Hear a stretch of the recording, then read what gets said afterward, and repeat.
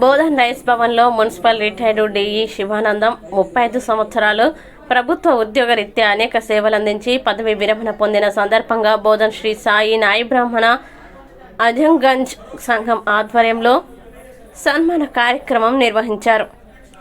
Municipal మాజీ councillor దాము ఈ కార్యక్రమానికి హాజరై మాట్లాడారు. ఆయన మున్సిపల్ ఏఈ మరియు డిఈగా అందించిన సేవల్ని కొనియాడారు. బోధన్ పట్టణంలో ముఖ్యంగా శ్మశాన వాటిక నిర్మాణం కోసం అహర్నిశలు లింగంపల్లి శివానందం అందించిన ప్రోత్సాహాన్ని ఎన్నటికీ మర్చిపోలేమని నాయి బ్రాహ్మణులు సంఘం నాయకులు గుర్తు చేశారు. రిటైర్డ్ డిఈ శివానందం మాట్లాడుతూ నాయి బ్రాహ్మణ కులస్తుల్లో మార్పు రావాలి, మీ పిల్లల్ని ఉన్నత చదువులకి బాటలు వేయాలన్నారు. మంగళ వృత్తి మనకు జీవనాధారం మాత్రమేనని సూచించారు.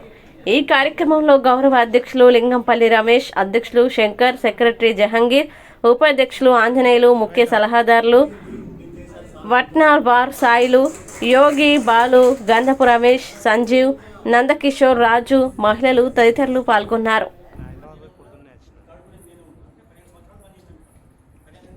అది కానీ ఉన్న జాతులకి ఎదిగి ఒక ఆణిముత్యంగా ఎదిగి ఆయన ఉన్నటువంటి 35 సంవత్సరాల జీవితాన్ని మరి ప్రభుత్వ పరంగా సేవ చేస్తూ, అందులో భాగంగా బోధనకు 10 సంవత్సరాలు ఇక్కడ సేవ చేస్తూ, మరి ఆ సేవలో భాగంగా నిజంగా మనమందరం అక్కడో ఇంటుంటాం. ఏమని వాళ్ళ శ్మశాన వాటిక, వీళ్ళ శ్మశాన వాటిక, రెడ్డిలలో రావులతో ఇంటుంటాం.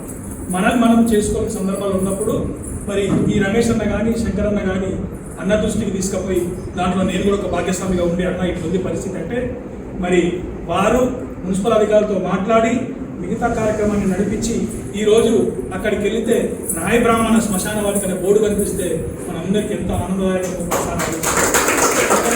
మన అనే వాళ్ళు ఉన్ననాడు మనం సంపూర్ణంగా ఎక్కడో ఒక చోట ఎదుగుతాం. కానీ ఆ ఉన్న వాళ్ళని గుర్తుంచుకోవాల్సిన బాధ్యత మనందరి మీద ఉంది. కాబట్టి వారి శేష జీవితం కూడా ఆయురాగ్యాలతో నుండి మరి ఇంకా మన సంఘ సేవకై సేవ చేస్తారని చెప్పి, అదేవిధంగా బోధనలో కానీ ఇక్కడ ఉన్నటువంటి పరిస్థితులను బట్టి మీరందరూ కూడా మంచి కార్యక్రమాన్ని ఎంచుకున్నారు. ఇటు కార్యక్రమానికి ఎందుకంటే పని చేసినప్పుడు గుర్తించిన వాళ్ళనే అది బాధ్యతగా మనం అందరికీ బాధ్యత.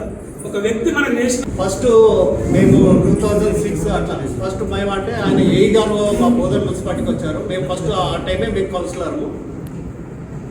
ఆ రోజు నుంచే మాకు ఎలా ఉండాలి కౌన్సిలరు, ఎలా వర్క్ తీసుకోవాలి అనేసి మాకు గైడెన్స్ ఇవ్వటము, ప్లస్ ఎలా ఉండాలి కౌన్సిలర్ ఒక హోదాగా ఎట్లా ఉండాలి అనేసి అన్ని సలహాలు సూచనలు మాకు ఇచ్చేవారు. అప్పటి నుంచి తన సూచనలు సలహాలు తీసుకుంటూ ఈరోజు నేను దగ్గర 3 తరములుగా కౌన్సిలర్ అవ్వటం వల్ల ఆయన కూడా పాత్ర నాతో ఎంతో ఉంది.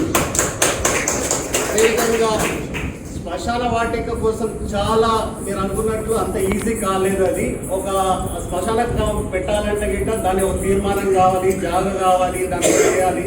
పాపం అందరితోని ఏకమయ్యేసేసి కౌన్సిలర్తోని తీర్మానం తీసుకోవడానికి చాలా ఇబ్బంది పడ్డాడు. పాపం ఆ ఇబ్బంది పడిన తర్వాత నాకు ఒక్కడికి మాత్రమే తెలుసు. ఎందుకంటే గిట్ట తను ఉన్న ఒక డిఏ కాకుండా ఒక అన్న తమ్ముడు కానీ ఒక ఫ్రెండ్ కానీ నాతో ఎప్పుడు నిలిచేవాడు.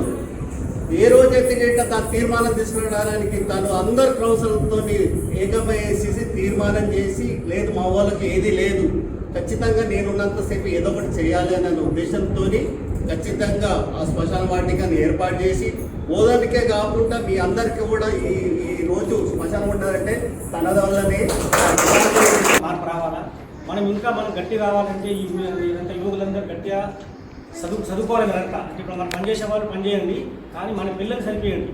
చదివించిన తర్వాత ఫ్యూచర్ అంతా మనకు చదివే తప్ప మన కుల వృత్తి అనేది మనకు అది ఆధారం, జీవన ఆధారం. మనం ఈరోజు మనం మన అంగడి పని చేస్తున్నాము, రోజు సాయంత్రం ఎంత వస్తుంది మనకి తెలియదు. ఆ ఒక్క వచ్చిన ఇన్కమ్తో పిల్లల స్కూల్ ఫీజు కూడా కట్టలేము. కానీ కష్టపడి పిల్లల్ని చదివేయండి, పిల్లల్ని మంచిగా సర్వీస్ చేసి మంచి ఆఫీసర్ చేయండి. మనం కూడా వేరే అగ్రపురాల సమానంగా మనం కూడా బతకాలంటే మనకి